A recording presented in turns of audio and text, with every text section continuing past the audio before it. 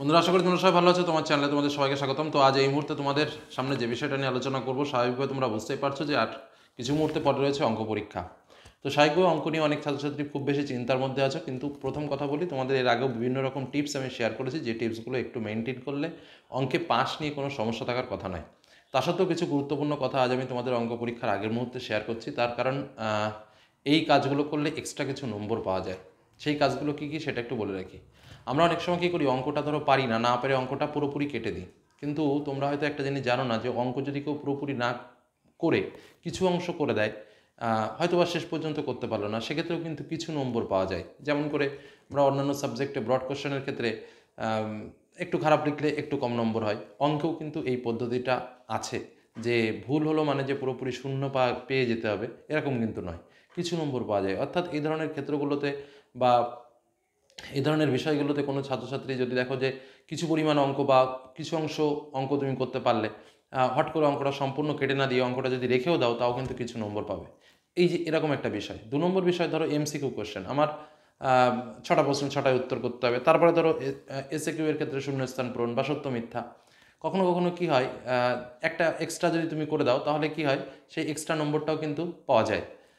মানে মোট ধরো উপর থেকে একটা কাটা গেল, নিচের থেকে নম্বরটা পাওয়া যায়। এভাবে কিন্তু তোমরা একটা দুটো এক্সট্রা কিন্তু করতেই পারো শর্ট টাইপের প্রশ্নগুলো। সেক্ষেত্রে কিন্তু যদি রেজাল্ট খারাপের দিকে চলে যায় বা ফেলের কন্ডিশনের দিকে চলে যায়, তখন কিন্তু সেই নম্বরটা যোগ হয়ে যায়। মানে ধরো 6টা প্রশ্ন করতে হবে, তুমি 7টায় করে দিয়েছো, তো কোনো কারণে উপর থেকে দুটো তিনটে ভুল গেছে, নিচেরটা আবার ঠিক আছে, সেক্ষেত্রে কিন্তু তুমি নম্বরটা পেয়ে যাবে।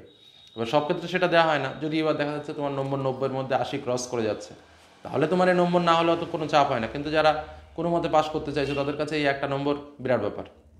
আর স্বাভাবিকভাবে তোমাদের জন্য তো টিপস শেয়ার করেইছি, যে পাটিগণিতের ক্ষেত্রে আমি তোমাদের বলেছি অংশীদারি কারবার থেকে অঙ্কটা আসবে, অঙ্কগুলো ভালো করে প্র্যাকটিস করো। একচল বিশিষ্ট দ্বিঘাত সমীকরণ এর মধ্যে সমাধানের অংশটা বা সাধারণ যে অঙ্কগুলো রয়েছে সেগুলো প্র্যাকটিস করো। ভেদের অঙ্কগুলো বা দ্বিঘাত করণিক, মানে যে কোনো একটা পার্ট ভালো করে কমপ্লিট করো। উপপাদ্যর ক্ষেত্রে আমি বলেছি 32, 33, 38 অথবা 48, 49, 50, এই তিনটের মধ্যে আশা করি দুটো তোমরা কমন পাবে। তারপরে ত্রিকোণমিতির ক্ষেত্রে আমি বলেছি যে হ্যাঁ, কী বলে, কোন পরিমাপের ধারণা, অনুপাত, অবদাবলী আর পুরক্ষণের ত্রিকোণমিক অনুপাত, এই তিনটের মধ্যে যে কোনো দুটো পার্ট ভালো করে পড়তে। সম্পাদ্যর ক্ষেত্রে অন্তর্বৃত্ত অঙ্কন, যেটা তো পরীক্ষায় আসতেই চলেছে, উচ্চতা দূরত্বের কিছু অঙ্ক রয়েছে। পরিমিতির মধ্যে গোলাকার বিভিন্ন ঘনবস্তু সংক্রান্ত সমস্যা দুটো অবশ্যই করবে। আর রাশিবিজ্ঞানে ওজাইবটা অবশ্যই প্র্যাকটিস করবে। তো এই যে ছোটো ছোটো পার্টগুলো রয়েছে, এগুলো একটু ভালো করে প্র্যাকটিস করলে স্বাভাবিকভাবে ভালো মার্কস পাবে। এবার আসি একটু অন্য বিষয় নিয়ে। ধরো আমি কিছুই করতে পারছি না স্যার, পরীক্ষার হলে আমি কিছুই করতে পারবো না, আমার কোনো মতে 5 নম্বরটা দিয়ে দিন। দেখো, কোনো মতে 5 নম্বর, অঙ্কে 5 নম্বর কত, এই প্রশ্নের উত্তর এবার দিই। অঙ্কে 5 নম্বরটা কত? দেখো, প্রত্যেক সাবজেক্টে পাস করতে গেলে আমার কত মার্কস লাগে? 25 মার্কস লাগে। এবার এই 25 মার্কসের মধ্যে আমাকে প্রজেক্টে ন্যূনতম 8 থেকে 9 মার্ক আমি পেয়ে যাই। তা প্রজেক্টে যদি আমি 9 মার্কটা পেয়ে যাই, তাহলে আমার আর কত লাগবে? আমার আর লাগবে 16 মার্ক। এবার দেখো, আরও সহজে বলে দিই, এই 16 মার্কের মধ্যে 2 বা 3 মার্ক গ্রেজ মার্ক দেয়। ওটা যদি কোনো কারণবশত নম্বর কম হয়, তখন 2-3 মার্ক গ্রেজ মার্ক হয়ে যায়। তখন আমি আরও 2 ধরলাম কম করে, তাহলে আর থাকলো কত? 16 থেকে 2 বাদ দিলে 14। তাহলে মোট আমাকে রিটেনে কত পেতে হবে? 14 মার্ক পেলে কিন্তু আমি পাস। 14-র কম পেলে আমার রিস্ক আছে, কিন্তু 14 পর্যন্ত আমি যদি পাই, আমাকে কিন্তু কেউ আটকে রাখতে পারবে না। 14 পর্যন্ত পেলেই কিন্তু অঙ্কে পাস। তো এই বিষয়টা আমরা জানি না। এবার 14 পেতে গেলে কিছু কিছু বেসিক জায়গা আছে, যে বেসিক জায়গাগুলো থেকে এমনি 14 পাওয়া যায়। যেমন আমি তোমাকে পরিষ্কার বলে দিই, দেখো, আমাদের সম্পাদ্য আমি বলে দিয়েছি যে অন্তর্বৃত্ত অঙ্কন আসবে। তুমি যদি একটু ভালো করে অন্তর্বৃত্ত অঙ্কনটা করো, তাহলে 5-এ 5। ও জায়গা তো কারো নাম্বার কাটার কোনো জায়গা নেই। আচ্ছা, সত্য মিথ্যা 5টা রয়েছে। 5টার মধ্যে কিছু হোক আর না হোক, আমি যদি সবকটা সত্য বা সবকটা মিথ্যে লিখে দিই, তাও 5টার মধ্যে 3টে হবে।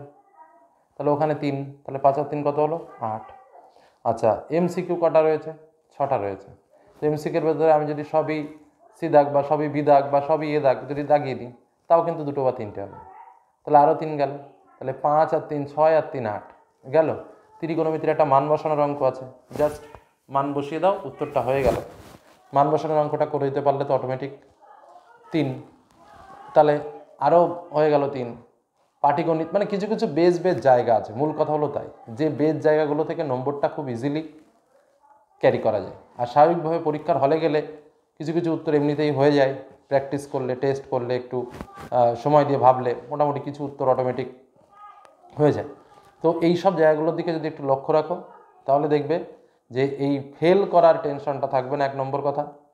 আর যে নম্বর বাড়ানোর কথাগুলো বললাম, যারা একটু দুর্বল প্রকৃতির আছো তারা কিন্তু এইসব জায়গাগুলো মিস করবে না, না পারলে কেটে দেবে না, কিছু অংশ রেখে দেবে, অবশ্যই বেনিফিট পাবে।